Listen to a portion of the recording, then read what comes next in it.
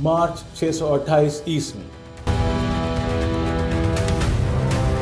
रसूलुल्लाह सल्लल्लाहु अलैहि वसल्लम ने एक ख्वाब देखा। उन्होंने देखा कि वो हरम मक्का के दरमियान में खड़े हैं, उनके बाल कटे हुए हैं और उन्होंने हज का लिबास पहना हुआ है और खाना काबा की चाबी उनके हाथ में है, जैसे उन्होंने कुछ बहुत बड़ा फतह कर लिया। अगली सुबह उन्होंने ऐलान किया कि वो हज के लिए जाएंगे और इसके लिए उन्होंने अपने साथियों को दावत दी।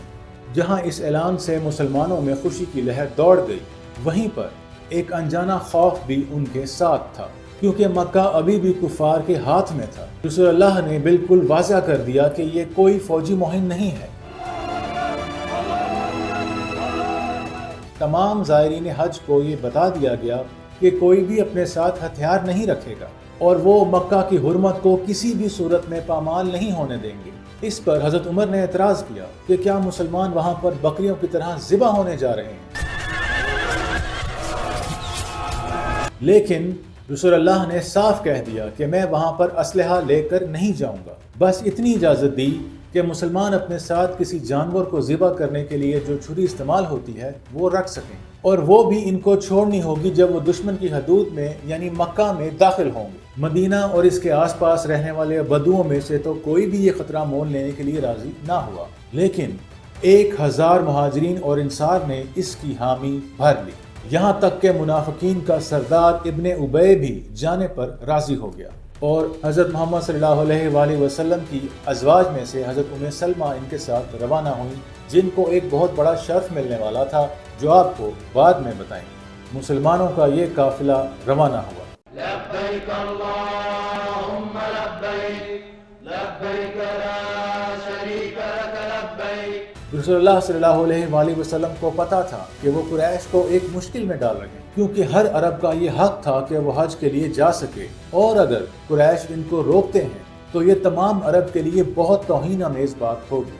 लेकिन बहुत जल्द ये बात वाज़ेह हो गई कि कुरैश हर कीमत पर रसूलुल्लाह को रोकना चाहते थे। इसीलिए उन्होंने हज़रत खालिद बिन वलीद को, जो उस वक्त मुसलमान नहीं हुए थे, इनको 200 लोगों के साथ निहत्ते ज़ायरीन पर अटैक करने के लिए भेजा। रसूलुल्लाह को पता चला तो वो बहुत गुस्से में आ गए कि कुरैश अपने बदले और जंग व जदल की आग में इस कदर अंधे हो चुके हैं कि वो उन असूलों को भी अपने पांव तले रोंदने पर तुले हुए हैं जिन पर पूरे अरब की जिंदगी का इन्हिसार था। रसूलुल्लाह सल्लल्लाहु अलैहि वसल्लम ने कहा कि कुरैश पर अफसोस है कि जंगी जुनून ने कुरैश को निगल लिया है। क्या फ़र्क पड़ता अगर वो मुझे और मेरे साथियों को अपने रास्ते पर जाने देते। अपने ख्वाब की वजह से रसूलुल्लाह ने सोचा था कि वो शायद हरम में दाखिल हो सकेंगे और पुरअमन तरीके से कुरैश को इस्लाम के बारे में बता सकेंगे। रसूलुल्लाह ने इरादा कर लिया कि वो किसी भी सूरत वापस नहीं जाएंगे। उन्होंने कहा कि अल्लाह की कसम है कि मैं किसी सूरत इस रास्ते से पीछे नहीं हटूंगा और अपने मिशन से पीछे नहीं हटूंगा जो अल्लाह ने हमें सौंपा है, यहाँ तक कि अल्लाह हमें फतह दे या हम इस रास्ते पर कुर्बान हो जाएं।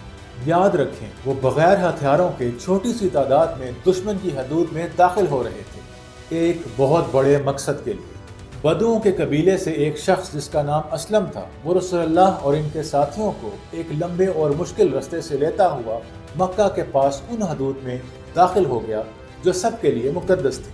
यहाँ पर रसूलुल्लाह ने दोबारा से ज़ायरीन को ज़हन नशीन कराया कि वो सिर्फ एक मजहबी रस्म अदा करने के लिए आए हैं, इसलिए वो किसी भी सूरत ये ना समझें कि वो अपने घर वापस आ गए हैं या कुछ फतह करने आए हैं। फिर तमाम मुसलमानों को हुक्म दिया कि वो पास ही में मौजूद हुदैबिया के कुएं के पास अपना पड़ाव डाल दें। नाज़रीन, यहाँ पर एक दिलचस्प वाक़या है, और वो ये है कि जब मुसलमान हुदैबिया के मकाम पर पहुँचे तो रसूलुल्लाह की ऊँटनी कस्वा अपने घुटनों पर बैठ गई। वो 1 इंच भी आगे बढ़ने को तैयार नहीं थी।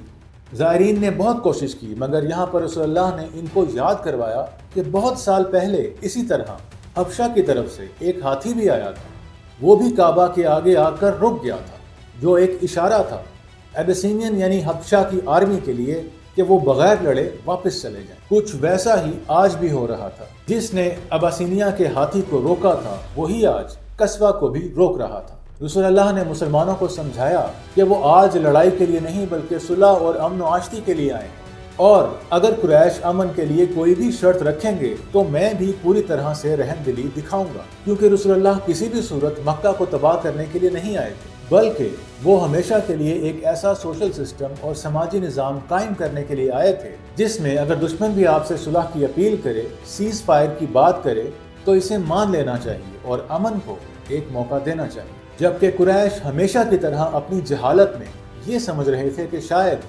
محمد جنگ کے ارادے سے آئے۔ دوسری طرف زائرین یہ سمجھ رہے تھے کہ شاید کوئی معجزہ ہوگا اور وہ مکہ میں فاتحانہ انداز میں داخل ہوں، لیکن رسول اللہ نے بڑے پرسکون انداز میں سب کو حکم دیا کہ وہ اپنے اونٹوں کو بٹھا لیں اور ان کو پانی پلائیں۔ ایسا لگ رہا تھا جیسے کہ وہ ایک پرامن دھرنا دے رہے ہیں۔ وہ قریش مکہ کی طرف سے شہر میں داخل ہونے کی اجازت کا انتہائی پرامن طریقے سے انتظار کر رہے تھے، کیونکہ رسول اللہ امن و آشتی کی اسلامی اور عرب روایات کا پاس رکھنا چاہتے تھے تاکہ دنیا کو دکھا سکیں کہ مسلمان امن پسند لوگ ہیں۔ اور یہی ہوا۔ آس پاس رہنے والے بدوؤں کو یہ پیغام پہنچ گیا۔ بنی خزاعہ کا سردار جو مکہ آیا ہوا تھا وہ حدیبیہ کی طرف گیا اور دیکھنا چاہا کہ وہاں کیا ہو رہا ہے۔ وہ حیران رہ گیا کہ پرامن زائرین کو مکہ میں کعبہ کا طواف کرنے سے روکا جا رہا ہے۔ وہ بڑے غصے میں واپس مکہ کی طرف گیا۔ مکہ پہنچتے ہی اس نے مکہ کے سرداروں سے اس بات کی شکایت کی کہ یہ تم کیا کر رہے ہیں، مگر قریش مکہ اس پر ہنسے، اس کا مذاق اڑایا اور کہا کہ شاید محمد جنگ کے لیے نہیں آ رہے، لیکن خدا کی قسم وہ ہماری مرضی کے بغیر مکہ میں داخل نہیں ہو سکیں گے۔ ناظرین، یہاں پر نوٹ کرنے کی بات یہ ہے کہ اس وقت مکہ کا سب سے بڑا سردار ابو سفیان وہ اس سارے قصے میں غائب تھا، کیونکہ وہ ایک بہت ہی سمجھدار انسان تھا۔ اس لیے وہ سمجھ گیا کہ رسول اللہ نے قریش کو پورے عرب کے سامنے بے نقاب کر دیا ہے، اس لیے اب رسول اللہ اور ان کے ساتھیوں کے ساتھ زمانہ جاہلیت کی طرح نہیں نمٹا جا سکتا۔ آخرکار قریش نے بنی حارث کے سردار حلیب بن القمہ کو مذاکرات کے لیے بھیجا۔ رسول اللہ نے یہاں پر ایک بہت سمارٹ موو کی۔ انہوں نے جیسے ہی حلیب کو آتے ہوئے دیکھا تو انہوں نے قربانی کے اونٹنوں کو اس کے استقبال کے لیے بھیجا، جو کہ عرب میں ایک طریقہ تھا اپنی پرامن نیت کو شو کرنے کا۔ اس نے جیسے ہی اونٹوں کو دیکھا تو وہ بجائے اس کے کہ وہ آ کر رسول اللہ سے کچھ پوچھتا، وہ اسی وقت واپس شہر کی طرف چل پڑا۔ اس نے واپس جا کر کہا کہ اے قریش کے لوگوں، کیا ہم نے اس دن کے لیے تم سے اتحاد کیا تھا کہ تم کسی کو اللہ کے گھر کا طواف کرنے سے روکو؟ اب یا تو تم محمد کو وہ کرنے دو گے جو وہ کرنے آئے ہیں، یا پھر میں اپنا آخری سپاہی بھی مکہ سے نکال لوں گا۔ قریش مکہ نے حلیب سے معافی مانگی اور کہا کہ اس کا کوئی حل نکالتے۔ اس دفعہ انہوں نے عروہ بن مسعود کو بھیجا، جو کہ طائف کا رہنے والا تھا اور مکہ کا بہت کروشل اتحادی تھا۔ اس نے آتے ہی بڑی حقارت سے کہا کہ تم اس طرح کے لوگوں کو لے کر آئے ہو اپنے ہی قبیلے کا سر کچلنے کے لیے، اور اس نے کہا کہ قریش کے بچے اور عورتیں بھی تم لوگوں سے جنگ کے لیے تیار ہیں۔ لیکن ساتھ ہی ساتھ وہ رسول اللہ کے ساتھ آئے ہوئے مسلمان زائرین کی رسول اللہ سے محبت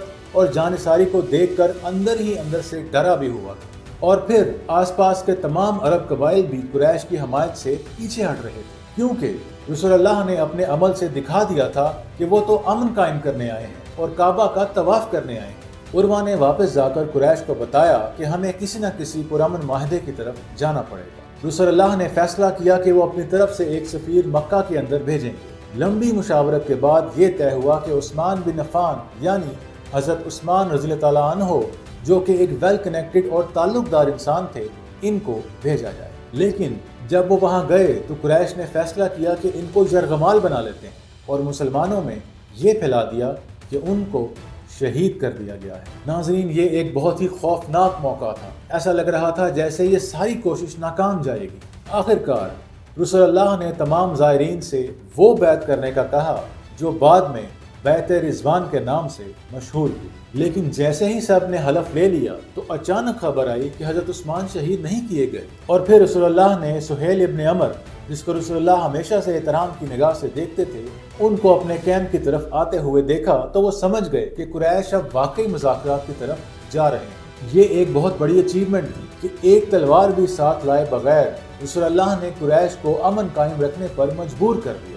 جو شرائط طے ہوئی وہ سب جانتے ہیں کہ وہ کیا تھی، یعنی کہ رسول اللہ اس سال حج کیے بغیر واپس چلے جائیں گے اور اگلے سال اپنے ساتھیوں کے ساتھ آ کر حج ادا کریں گے۔ مکہ اور مدینہ کے درمیان 10 سال کا امن معاہدہ ہوگا۔ رسول اللہ ہر اس قریشی کو واپس بھیج دیں گے جو مسلمان ہو کر مدینے آئے گا، لیکن اگر کوئی مسلمان مکہ کی طرف ہجرت کر جائے گا تو قریش اس کو واپس نہیں کریں گے۔ آس پاس کے بدو قبیلوں کو یہ آپشن دے دی گئی کہ وہ جس کے ساتھ چاہیں الحاق کر سکتے ہیں، چاہے تو مکہ کے ساتھ، چاہے تو مدینہ کے ساتھ۔ ناظرین، اللہ تعالیٰ نے قرآن میں بہت پہلے ہی مسلمانوں کو بتا دیا تھا کہ مسلمانوں کو ہر اس معاہدے کا احترام کرنا چاہیے اور اس کو مان جانا چاہیے جو امن کے لیے ہو، چاہے بظاہر وہ ان کے خلاف ہی نظر آئے۔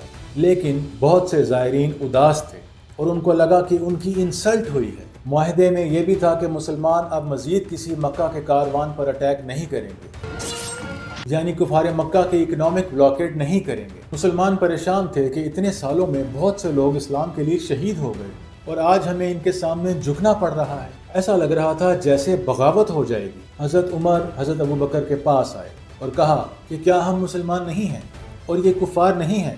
ہم کیوں ایسے حدت امیز شرائط کو مان رہے ہیں؟ حضرت ابو بکر خود بھی پریشان تھے، لیکن انہوں نے کہا کہ رسول اللہ پر یقین رکھو۔ اصل میں رسول اللہ مسلمانوں کو یہ سکھا رہے تھے کہ اسلحہ کے ساتھ جہاد کرنے کے ساتھ ساتھ نان وائلنس موومنٹ یا پرامن احتجاج سے اپنے مقصد کو حاصل کرنا بھی اسلام کے اصولوں میں شامل ہے، کیونکہ رسول اللہ چاہتے تو خندق میں کفار کی کمر توڑنے کے بعد وہ بڑے آرام سے پورے مکہ کو تباہ کر سکتے تھے، لیکن یہ اللہ اور اس کے رسول کی مرضی نہیں تھی، کیونکہ اگر مکہ گرتا تو یہ پورے عرب کے لیے ایک بہت بڑا نقصان ہوتا اور پھر مسلمانوں اور کفار یعنی اسلام اور کفر کو ایک جیسا سمجھا جاتا کہ اگر کفار نے ہمیشہ جنگیں کی ہیں اور وائلنس کیا ہے تو مسلمان بھی یہی کچھ کرتے ہیں۔ اور کفار کی اکنامک بلاکیڈ چھوڑنے سے رسول اللہ نے قریش میں موجود سمجھدار لوگوں اور باقی سارے عرب کو جیتنے کی ایک کوشش کی جو کامیاب ہو گئی۔ ناظرین، یہاں پر آپ کو جیسا کہ اوپر بھی بتایا گیا کہ رسول اللہ کی ایک زوجہ یعنی حضرت ام سلمہ ان کے ساتھ تھی۔ اللہ نے یہاں ان کو ایک ممتاز حیثیت دی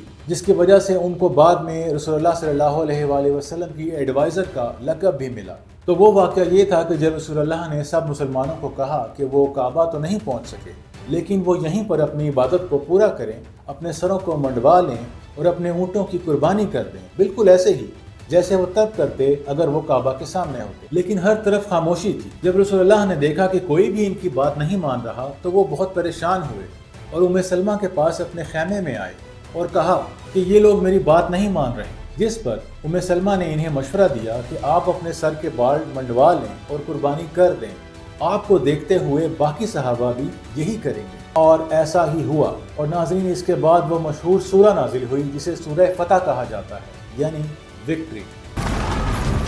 ابن اسحاق ایک مشہور تاریخ دان بتاتے ہیں کہ لفظ فتح کا مطلب اور اس کی روٹ ہے اوپننگ، یعنی صلح حدیبیہ کے موقع پر مسلمانوں کو جو فتح حاصل ہوئی اس کی وجہ سے انہیں ایسے 2 سال ملے جس میں ہزاروں لوگ مسلمان ہوئے، کیونکہ اس سے پہلے مسلمان جنگوں میں مصروف تھے اور اسلام کو پھیلانے کا موقع نہیں مل رہا تھا۔ وہ موقع ان کو اب ملا، اسی لیے اللہ نے سورہ فتح میں فرمایا کہ جب اللہ کی مدد آن پہنچی اور تم نے دیکھا کہ لوگ جوک در جوک خدا کے دین میں داخل ہو رہے ہیں۔ تو ناظرین، حدیبیہ کے اس واقعے نے پوری دنیا پر اور کرسچنز اور یہودیوں پر بھی آشکار کر دیا کہ مسلمان اصل میں صرف مین آف وار نہیں ہیں بلکہ مین آف پیس بھی ہیں، اور اسی واقعے نے بعد میں فتح مکہ کی بنیاد ڈالی، اور وہ بھی بغیر کسی جنگ کے۔